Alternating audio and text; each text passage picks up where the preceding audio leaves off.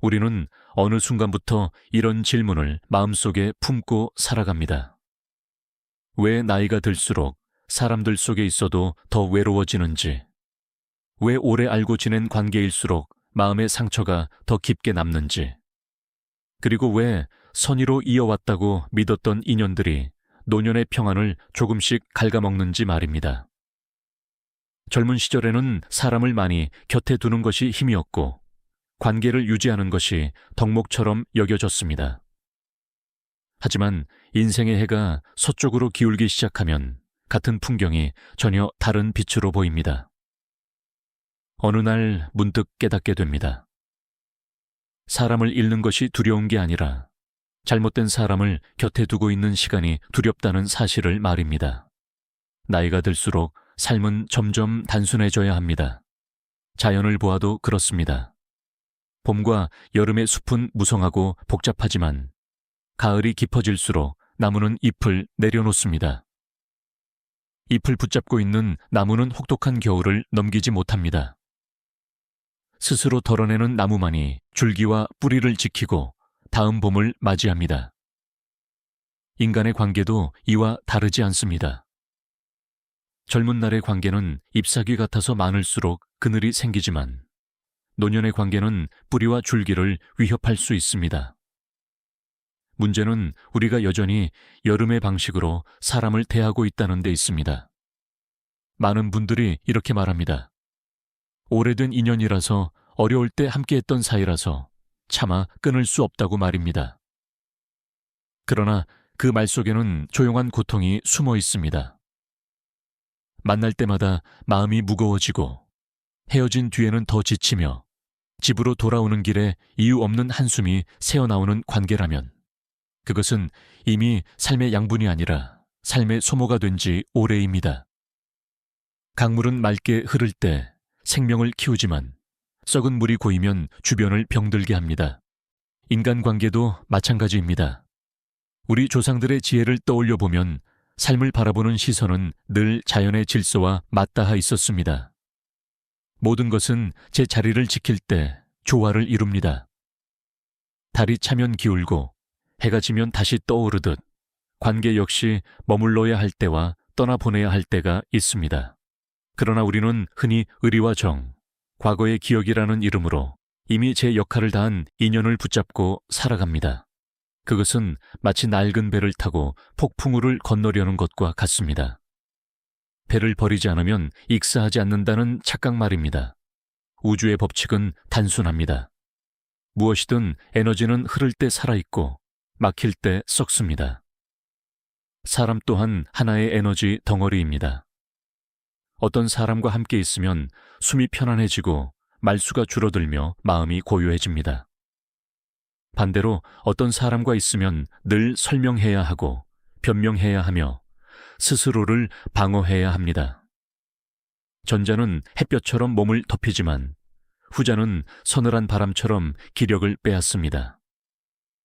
노년의 삶에서 중요한 것은 더 많은 자극이 아니라 더 깊은 평온입니다. 여기서 우리는 질문을 던져야 합니다. 지금 곁에 있는 사람들은 내 삶을 가볍게 하고 있는지 아니면 무겁게 하고 있는지 말입니다. 나를 존중하는지 아니면 무의식적으로 깎아내리는지, 내 이야기를 들으려 하는지 아니면 자신의 불만을 쏟아내는 통로로만 여기는지 스스로에게 물어야 합니다. 이 질문을 피하는 순간 우리는 늦가을의 나무가 잎을 움켜쥐듯 불필요한 관계에 매달리게 됩니다. 인생을 오래 산 사람들은 압니다. 비극적인 노년은 갑자기 찾아오는 것이 아니라 오랜 시간에 걸쳐 준비된다는 사실을 말입니다. 매번 참아 넘긴 말 한마디, 무시당해도 웃어넘긴 순간들, 이용당하면서도 스스로를 합리화한 시간들이 차곡차곡 쌓여 어느 날 마음의 균열로 드러납니다. 그것은 큰 사건이 아니라 아주 작은 반복의 결과입니다. 마치 바위에 떨어지는 물방울이 결국 홈을 파듯이 말입니다. 노년의 지혜란 모든 사람을 품는 데 있지 않습니다. 오히려 누구를 품지 않을지 아는 데 있습니다. 이는 냉정함이 아니라 삶에 대한 깊은 이해에서 나오는 선택입니다. 겨울을 앞둔 들판은 씨앗을 가려내고 불필요한 풀은 뽑아냅니다. 그래야 봄에 싹이 트고 열매를 맺을 수 있기 때문입니다. 사람 역시 후반부의 삶에서는 더 이상 실험을 할 시간이 많지 않습니다. 남은 시간은 평온과 존엄을 지키는 데 써야 합니다. 이제 우리는 인정해야 합니다. 모든 인연이 축복은 아니라는 사실을 말입니다. 어떤 관계는 젊은 시절에는 도움이 되었지만 지금은 짐이 되었을 수도 있습니다. 그것을 알아차리는 순간은 아프지만 그 깨달음 자체가 지혜의 시작입니다. 노년의 삶은 더 많이 가지는 경쟁이 아니라 더 잘 내려놓는 예술에 가깝습니다. 그리고 그 첫걸음은 사람을 다시 바라보는 시선에서 시작됩니다. 이제부터 우리는 조금 더 깊이 들어가 보려 합니다. 왜 특정한 유형의 사람들이 노년의 삶을 서서히 무너뜨리는지 그 심리와 구조를 살펴보려 합니다. 그것은 비난을 위한 분석이 아니라 스스로를 보호하기 위한 이해입니다. 자연이 스스로를 지키기 위해 계절을 바꾸듯 우리 또한 삶의 계절에 맞는 관계의 온도를 선택해야 하기 때문입니다. 여기까지가 오늘 우리가 함께 서 있는 지점입니다. 이제 다음 흐름에서 이 관계의 실체를 하나씩 들여다보게 될 것입니다. 우리가 관계의 본질을 이해하려면 감정의 표면을 조금 벗어나 그 아래에 흐르는 구조를 들여다볼 필요가 있습니다. 인간의 마음은 늘 자신을 보호하려는 방향으로 움직이지만 아이러니하게도 익숙함이라는 이름 아래 가장 큰 상처를 허용합니다. 특히 나이가 들수록 사람은 변화를 두려워하고 이미 알고 있는 고통을 새로운 불확실성보다 덜 위험하다고 착각합니다. 그래서 불편한 관계를 끊는 대신 견디는 쪽을 택합니다. 그러나 심리학과 역사는 우리에게 분명히 말해줍니다. 반복되는 작은 손상이 결국 큰 붕괴로 이어진다는 사실을 말입니다. 역사를 돌아보면 인간 사회에서 쇠퇴의 시작은 외부의 공격보다 내부의 균열에서 비롯된 경우가 많았습니다. 고대 아테네 말기를 떠올려 보십시오. 외부의 적보다 더 치명적이었던 것은 시민들 사이에 퍼진 끊임없는 비난과 냉소였습니다. 서로를 감시하고 헐뜯는 분위기 속에서 공동체의 신뢰는 무너졌고 결국 스스로를 지탱하던 힘을 잃었습니다. 이 구조는 개인의 삶에도 그대로 적용됩니다. 늘 남을 평가하고 비판하는 사람 곁에 오래 머무르면 우리는 자신도 모르게 스스로를 의심하기 시작합니다. 처음에는 상대의 말이 문제라고 생각하지만 시간이 지나면 그 목소리가 내면의 독백으로 바뀝니다. 서양 철학에서도 이 현상은 오래전부터 관찰되었습니다.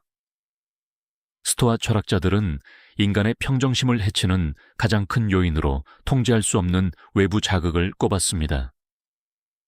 그들은 타인의 판단과 말, 감정의 기복에 자신의 마음을 맡기는 순간 자유를 잃는다고 보았습니다. 특히 반복적인 부정은 마치 서서히 몸을 식히는 찬 안개와 같습니다. 처음에는 상쾌하다고 느낄지 모르지만 오래 노출되면 천을 빼앗아 결국 병을 부릅니다. 노년의 마음은 젊은 시절보다 회복 속도가 느립니다. 그래서 같은 자극도 더 깊은 흔적을 남깁니다. 이용하는 사람의 심리 또한 역사 속에서 반복되어 나타납니다.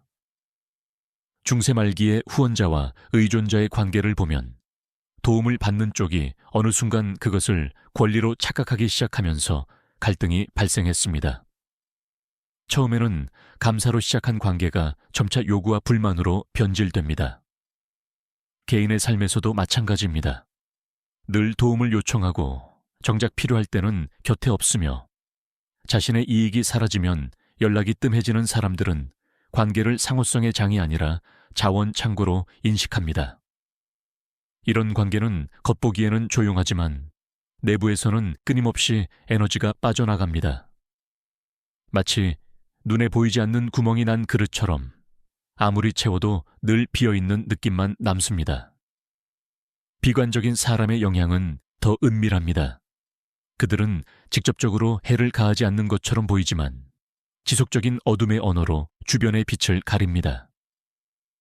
역사적으로도 쇠퇴기의 사회에는 늘 미래를 부정적으로만 예측하는 목소리가 커졌습니다. 변화에 대한 두려움이 비관으로 포장되면서 공동체는 도전 대신 체념을 선택했습니다. 개인에게도 비슷한 일이 벌어집니다. 반복되는 한숨과 부정적인 전망 속에 오래 노출되면 아직 오지 않은 불행을 미리 살게 됩니다. 이는 마치 겨울이 오기 전부터 집안의 모든 창문을 닫아버리는 것과 같습니다. 추위를 막는 것처럼 보이지만 결국 공기가 탁해져 숨이 막히게 됩니다. 자연을 보면 생태계는 이런 흐름을 정확히 반영합니다. 한 그루의 나무 주변에 기생식물이 과도하게 붙으면 나무는 서서히 약해집니다. 기생식물은 나무를 쓰러뜨릴 생각이 없습니다. 다만 자신이 살아남기 위해 조금씩 수분과 영양을 빼앗을 뿐입니다. 그러나 그 조금씩이 쌓이면 결국 나무는 병들고 쓰러집니다. 비판하는 사람은 나무의 껍질을 상하게 하고 이용하는 사람은 뿌리의 영양을 빼앗으며 비관적인 사람은 햇빛을 가립니다. 이 세 가지가 동시에 존재하면 어떤 나무도 건강을 유지하기 어렵습니다. 심리학적으로 보면 이런 관계를 유지하는 이유는 죄책감과 과거의 기억 때문입니다. 인간은 자신이 투자한 시간과 감정을 쉽게 포기하지 못합니다. 이를 설명하는 개념이 있습니다. 이미 쏟아부은 노력 때문에 잘못된 선택을 계속 유지하는 경향입니다. 노년기에 이 경향은 더 강해집니다. 여기까지 왔는데 라는 생각이 발목을 잡습니다. 하지만 삶의 후반부에서는 방향이 속도보다 중요합니다. 잘못된 길에서 빠르게 걷는 것은 목적지에 더 빨리 도착하는 것이 아니라 더 멀리 벗어나는 일일 뿐입니다. 이 시점에서 중요한 것은 판단의 기준을 바꾸는 일입니다.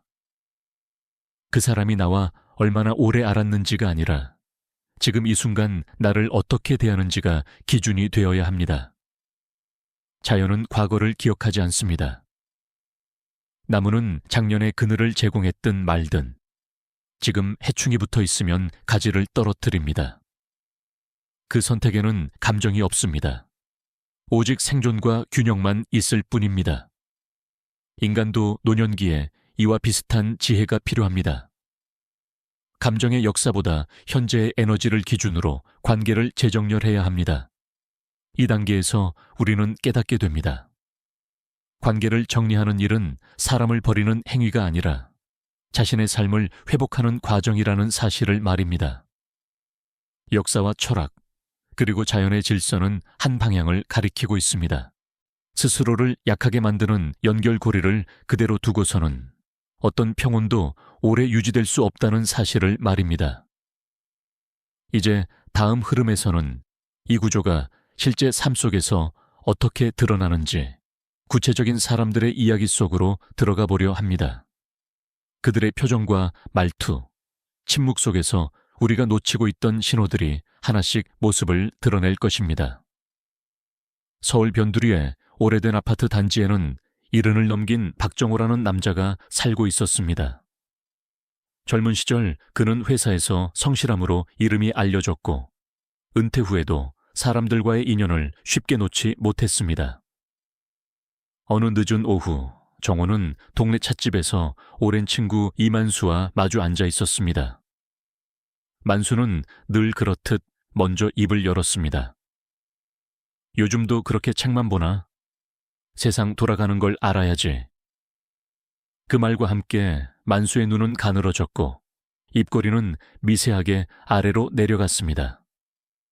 정호는 웃으며 고개를 끄덕였지만 어깨는 눈에 띄게 움츠러 들었습니다. 그는 무언가 설명해야 할 것 같은 기분에 잠시 컵을 만지작거렸습니다.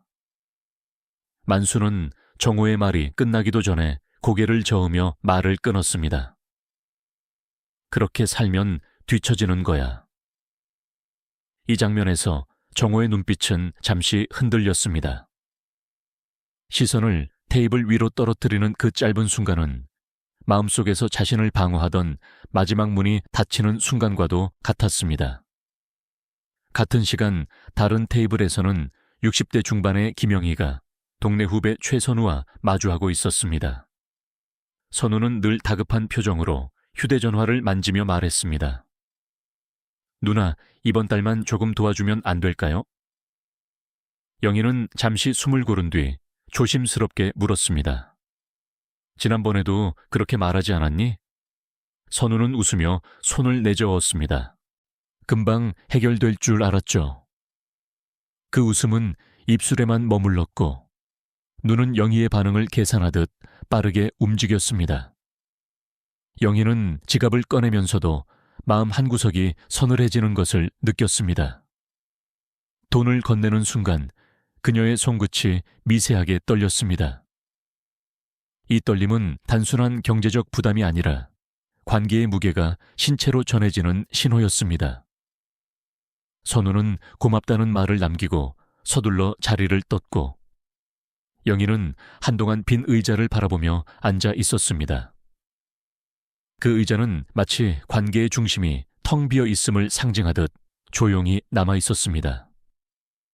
며칠 뒤 정호는 아내의 제사 문제로 동창 모임에 참석했습니다. 그곳에는 늘 한숨이 많은 윤철수가 있었습니다. 철수는 자리에 앉자마자 말했습니다. 요즘 세상은 끝이야.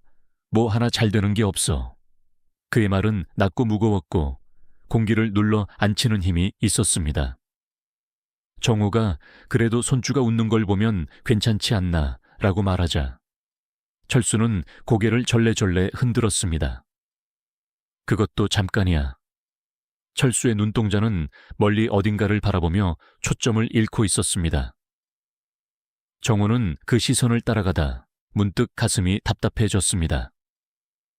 숨이 얕아지고 가슴팍이 눌리는 느낌이 들었습니다. 그는 자리에서 일어나 화장실로 향했습니다. 거울 앞에 선 정호는 자신의 얼굴을 바라보았습니다. 눈 아래에는 피로가 짙게 내려앉아 있었고 입가는 굳어 있었습니다. 그는 그제야 깨달았습니다. 이 만남들이 끝난 뒤마다 몸이 먼저 반응하고 있다는 사실을 말입니다. 영희에게도 변화의 순간이 찾아왔습니다. 어느 날 밤 선우에게서 또다시 전화가 왔습니다. 누나, 급한 일이 생겼어요. 영희는 전화기를 귀에 댄 채 한동안 아무 말도 하지 않았습니다. 그 침묵 속에서 그녀는 자신의 심장을 느꼈습니다. 빠르게 뛰는 심장, 조여 오는 가슴. 그녀는 조용히 말했습니다. 이번엔 힘들다. 선우의 목소리는 잠시 굳더니 곧바로 차가워졌습니다. 그럼 어쩔 수 없죠. 통화가 끝난 뒤 영희는 소파에 앉아 두 손으로 얼굴을 감쌌습니다. 눈물이 나오지 않았지만 어깨가 무겁게 내려앉았습니다. 이 무거움은 상실이 아니라 오히려 오래 짊어지고 있던 짐을 내려놓는 과정에서 느껴지는 통증과 닮아 있었습니다. 정호는 어느 아침 산책길에 작은 공원을 찾았습니다. 낙엽이 바람에 굴러다니고 있었고 나무들은 이미 많은 것을 내려놓은 상태였습니다.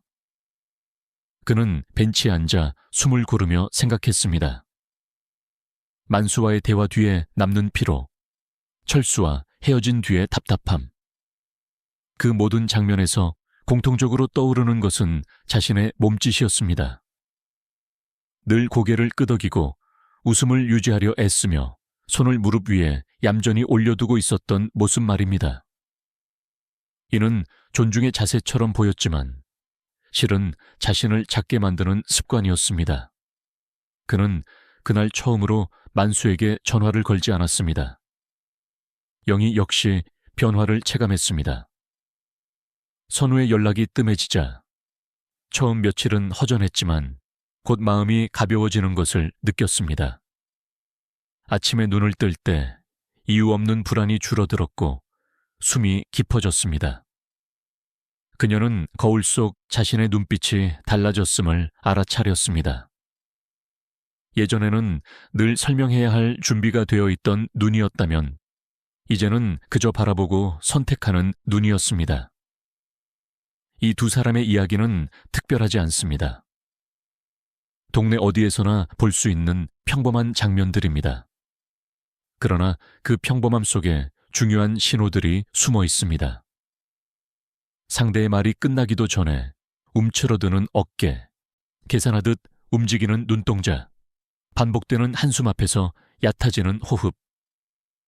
이런 미세한 반응들은 마음이 보내는 구조 신호입니다. 노년의 삶에서 이 신호를 무시하면 관계는 서서히 내면을 잠식합니다. 반대로 이 신호를 읽고 멈추는 순간 삶은 다시 호흡을 되찾습니다. 정우와 영희는 완전히 혼자가 되지 않았습니다. 다만 자신을 갉아먹던 연결에서 한 발 물러났을 뿐입니다. 그 결과 주변의 풍경이 달라 보이기 시작했습니다. 햇빛은 조금 더 따뜻했고 바람은 덜 차가웠습니다. 이는 환경이 변해서가 아니라 그들이 서 있는 자리가 달라졌기 때문입니다. 이제 다음 흐름에서는 이러한 깨달음을 삶 속에서 지속적으로 지키기 위한 구체적인 방법과 치유의 방향으로 나아가 보려 합니다. 이제 남은 것은 깨달음을 삶 속에 머물게 하는 일입니다. 많은 사람들은 어떤 사실을 이해하는 순간 모든 것이 달라질 것이라 기대하지만 인생의 후반부에서는 이해보다 중요한 것이 습관입니다. 오래된 관계의 그림자는 생각보다 집요해서 마음이 약해질 때마다 다시 손을 뻗어 옵니다. 그래서 노년의 지혜는 결심이 아니라 구조를 바꾸는 데서 시작됩니다. 마치 집 안의 가구를 재배치하듯 삶의 동선을 다시 짜는 일입니다. 첫 번째로 필요한 것은 관계의 속도를 늦추는 연습입니다. 갑작스럽게 모든 인연을 끊어낼 필요는 없습니다. 대신 반응의 속도를 늦추는 것입니다. 전화가 오면 바로 받지 않고 메시지가 오면 잠시 호흡을 고른 뒤 답합니다. 이 짧은 강역은 마음의 방어막이 아니라 자기 존중의 공간입니다. 자연에서도 급하게 반응하는 생물은 오래 살지 못합니다. 바람이 불 때 즉시 꺾이는 가지보다 천천히 흔들리며 중심을 잡는 나무가 겨울을 견딥니다. 반응을 늦추면 상대의 말과 행동을 있는 그대로 볼 수 있는 여유가 생깁니다. 그 여유 속에서 우리는 묻게 됩니다. 지금 이 연결이 나를 살찌우는지 아니면 마르게 하는지 말입니다. 두 번째는 물리적인 거리를 활용하는 방법입니다. 인간의 마음은 공간의 영향을 크게 받습니다. 만남의 빈도를 줄이고 만나는 장소를 바꾸는 것만으로도 관계의 힘의 균형은 달라집니다. 늘 상대의 영역으로 찾아가던 사람은 중립적인 공간을 선택해 보십시오. 그 변화는 말로 설명하지 않아도 관계의 방향을 조정합니다. 이는 상대를 벌주는 행동이 아니라 스스로를 보호하는 지혜입니다. 자연에서도 경계가 없는 땅은 쉽게 침식됩니다. 완만한 둑이 있어야 강은 범람하지 않습니다. 세 번째는 자신의 일상을 단단하게 채우는 일입니다. 비판적이거나 이용하는 관계에 쉽게 휘말리는 사람들의 공통점은 하루의 중심이 비어 있다는 점입니다. 일상이 비어 있으면 타인의 요구가 그 자리를 차지합니다. 그래서 노년의 삶에는 작고 반복적인 의식이 필요합니다. 매일 같은 시간에 걷고 같은 자리에서 차를 마시고 같은 책장을 넘기는 행위 말입니다. 이런 반복은 삶의 리듬을 만들어줍니다. 리듬이 생기면 외부의 소음은 자연스럽게 약해집니다. 이는 바다의 파도와 같습니다. 잔잔한 파도는 작은 돌에도 크게 흔들리지만 깊은 흐름을 가진 바다는 웬만한 바람에 요동치지 않습니다. 네 번째는 말의 양을 줄이고 선택의 질을 높이는 연습입니다. 노년기의 가장 큰 힘은 설득이 아니라 침묵에서 나옵니다. 모든 설명을 멈추고 모든 변명을 내려놓을 때 관계의 본질이 드러납니다. 나를 이해하지 않으려는 사람은 설명을 더해도 변하지 않습니다. 반대로 나를 존중하는 사람은 말이 적어도 태도로 알아봅니다. 침묵은 관계를 시험하는 거울과 같습니다. 그 거울 앞에서 남는 사람만이 남은 시간을 함께할 가치가 있습니다. 이러한 실천들은 처음에는 불안함을 동반합니다. 연락이 줄어들고 만남이 사라지면 공백이 생기기 때문입니다. 그러나 그 공백은 공허가 아니라 회복의 공간입니다.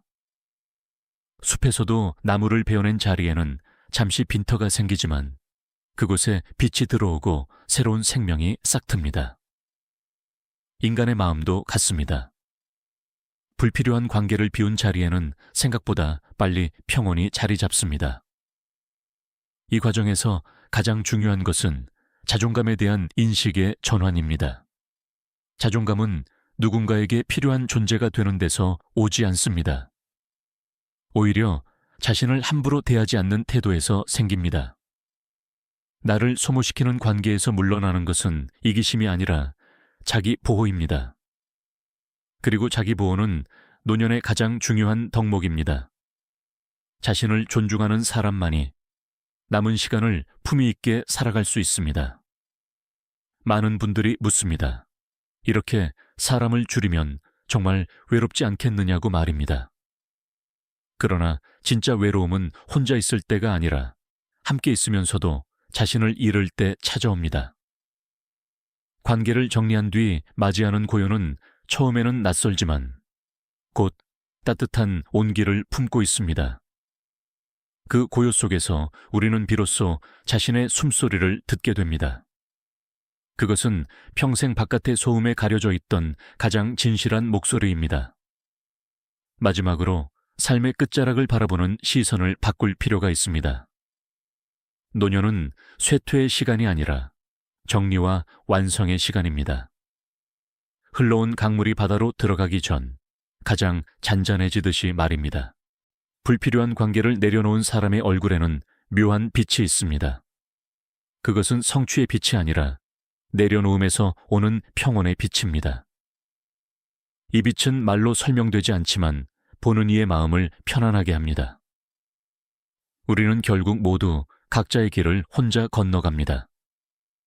다만 그 길이 황량한 사막이 될지 고요한 숲길이 될지는 지금의 선택에 달려 있습니다.